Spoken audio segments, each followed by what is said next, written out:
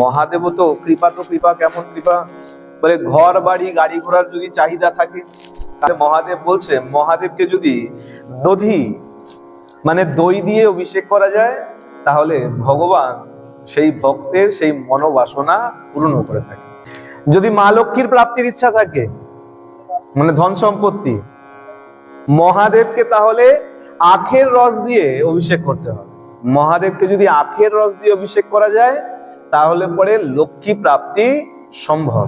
আর যদি মোক্ষ প্রাপ্তি চাও, আর এই জীবন ভালো লাগছে না, তাড়াতাড়ি মুক্ত হয়ে যাক, উদ্ধার করে দাও, সদ্গতি প্রাপ্ত যেন হয়ে যায়, এই মোক্ষ প্রাপ্তি চাইলে পরে তাহলে তীর্থের জল দিয়ে মহাদেবকে অভিষেক করতে হবে।